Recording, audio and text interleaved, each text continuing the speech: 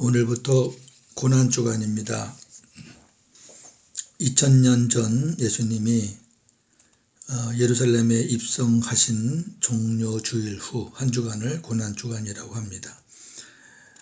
타임머신을 타고 그 시대로 돌아가서 한 주간의 예수님의 행적을 돌아볼까 합니다. 월요일에는 이제 오늘이죠. 성전에 들어가시며 무화과나무를 저주하시고 성전을 정결하게 하시는 일을 하시고요. 화요일은 종교 지도자들과의 논쟁 오랫동안 합니다. 그리고 어제 무화과나무를 저주하셨는데 그 죽은 무화과나무를 보시고 제자들에게 교훈하시는 예수님. 수요일은 베다니에서 휴식을 하시며 한 여자가 예수님께 향수를 붓는 것을 보시고 한편에서는 예수님을 죽이기 위한 음모가 계속됩니다. 목요일은 유월절 추후의 성만찬과 세족식, 가룟 유다의 반역, 그 다음 예수님의 고별 기도, 설교와 기도, 겟세마네 동산으로 올라가십니다. 금요일은 겟세마네 동산에서 기도하시던 중 잡히시고 헤롯과 빌라도 앞에 서시고 빌라도에게 신문을 받으신 후 십자가에 죽으십니다. 무덤에 장사되십니다. 토요일 무덤 속에 계시고 로마 병정들이 예수님의 무덤을 지킵니다. 월요일의 행적 중 성전 정결에 대해서는 어제 말씀을 드렸고요. 무화과나무에 관한 말씀은 내일 말씀드리겠습니다. 오늘은 그 여백을 이용해서 십자가에 대한 서론을 나누겠습니다. 오늘 본문입니다. 갈라디아 6장 11절에서 16절. 내 손으로 너희에게 이렇게 큰 글자로 쓴 것을 보라. 무릇 육체의 모양을 내려하는 자들이 억지로 너희에게 할례를 받게 함은 그들이 그리스도의 십자가로 말미암아 박해를 면하려 함뿐이라. 할례를 받은 그들이라도 스스로 율법은 지키지 아니하고 너희에게 할례를 받게 하려 하는 것은 그들이 너희의 육체로 자랑하려 함이라. 그러나 내게는 우리 주 예수 그리스도의 십자가 외에 결코 자랑할 것이 없으니 그리스도로 말미암아 세상이 나를 대하여 십자가에 못 박히고 내가 또한 세상을 대하여 그러하니라. 할례나 무할례가 아무것도 아니로되 오직 새로 지으심을 받는 것만이 중요하니라. 무릇 이 규례를 행하는 자에게와 하나님의 이스라엘에게 평강과 긍휼이 있을지어다. 아멘. 본문을 통해서 자랑해야 할 십자가에 대해서 말씀을 나누겠습니다.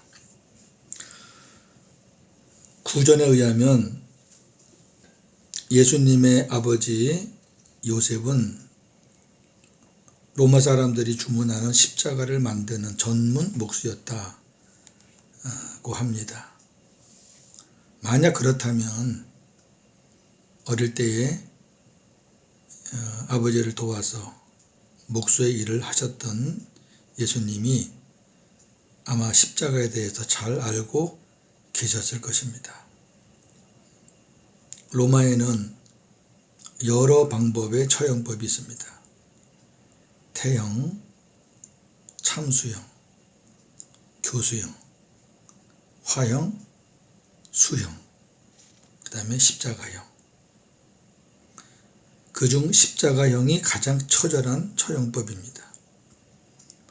그래서 로마인들은 십자가형에서 제외시켰습니다. 이방인들 중에서도 국가 내란죄 그리고 로마 황제를 모독하는 신성 모독죄 같은 큰 죄인들만 십자가 처형했습니다. 그러니 십자가는 참으로 수치스러운 것입니다.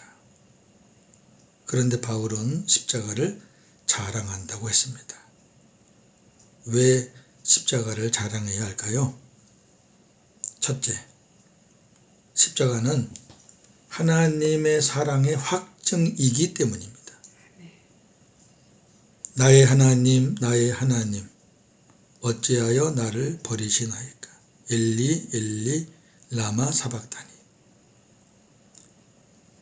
부르짖는 아들의 애절한 호소에도 불구하고 죄인을 구원하시기 위해 독생자를 대속의 제물로 삼으신 하나님의 그 뜨거운 사랑이 담긴 십자가를 자랑하지 않을 수 없습니다. 로마서 5장 6절 8절입니다. 우리가 아직 연약할 때에 기약대로 그리스도께서 경건하지 않은 자를 위하여 죽으셨도다. 의인을 위하여 죽는 자가 쉽지 않고 선인을 위하여 용감히 죽는 자가 혹 있거니와 우리가 아직 죄인 되었을 때에 그리스도께서 우리를 위하여 죽으심으로 하나님께서 우리에 대한 자기의 사랑을 확증하셨느니라. 아멘. 두 번째, 왜 십자가를 자랑해야 할까요? 십자가에서 신비한 교환이 이루어졌기 때문입니다.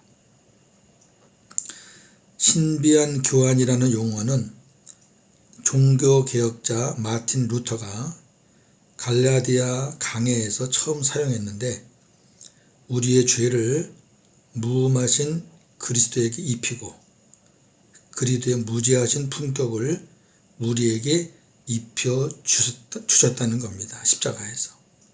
그래서 예수님이 죄인이 되시고 죄인이 의인이 되는 신비한 교환이 십자가에서 이루어진 것입니다. 아멘. 세 번째, 왜 우리가 십자가를 자랑해야 하는가? 십자가는 하나님의 능력이기 때문입니다. 고린도전서 1장 18절. 십자가의 도가 멸망하는 자들에게는 미련한 것이요 구원을 받는 우리에게는 하나님의 능력이라. 아멘. 구원을 받는 자들에게는 십자가가 능력입니다. 아멘. 이 능력은 죄인을 의인으로 만듭니다. 이 능력은 멸망당해 지옥 갈 영혼을 구원하여 천국에 들어가게 합니다. 이 능력은 옛사람을 죽이고 새 사람으로 거듭나게 하여 자기 스스로 살던 사람을 주님을 믿는 믿음의 사람으로 살도록 바꾸어 놓기 때문입니다. 갈라디아 2장 20절.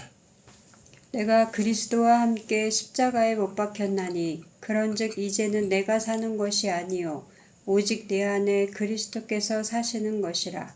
이제 내가 육체 가운데 사는 것은 나를 사랑하사 나를 위하여 자기 자신을 버리신 하나님의 아들을 믿는 믿음 안에서 사는 것이라. 아멘. 말씀을 정리합니다.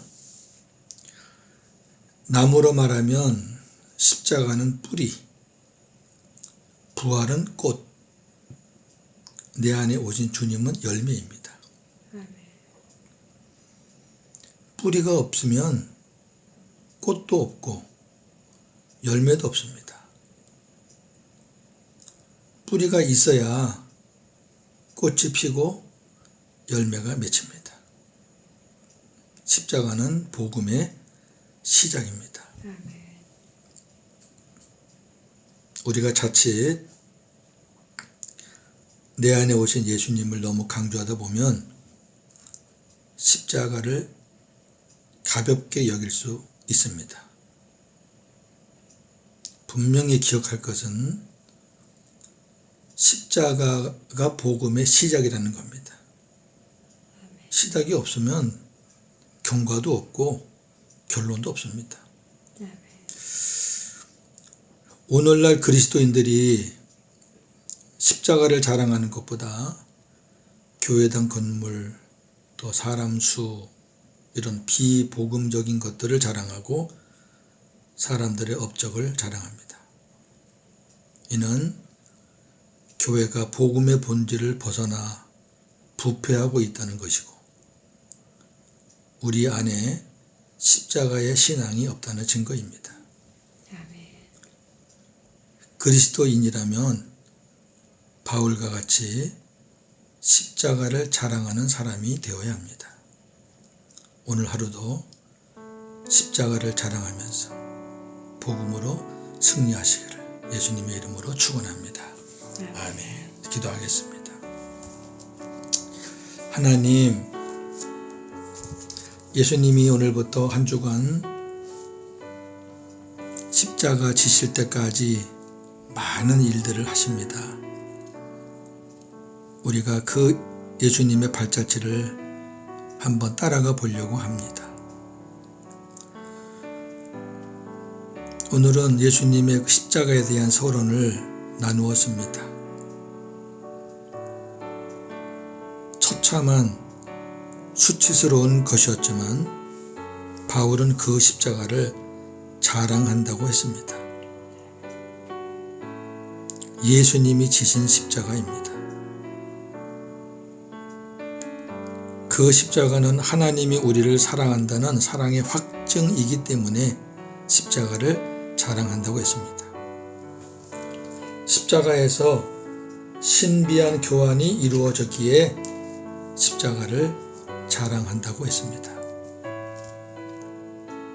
십자가는 하나님의 능력이기 때문에 십자가를 자랑한다고 했습니다. 하나님,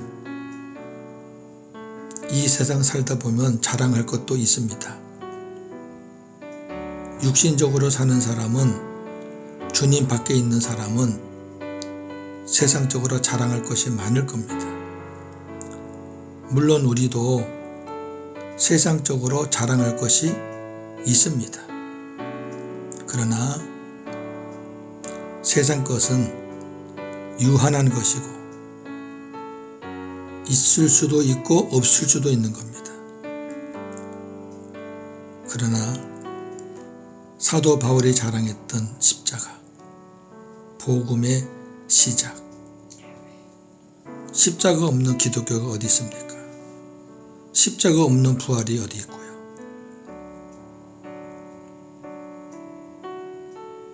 교회가 많이 변질돼서 지금은 비본질적인 것, 비복음적인 것을 자랑하고 있습니다.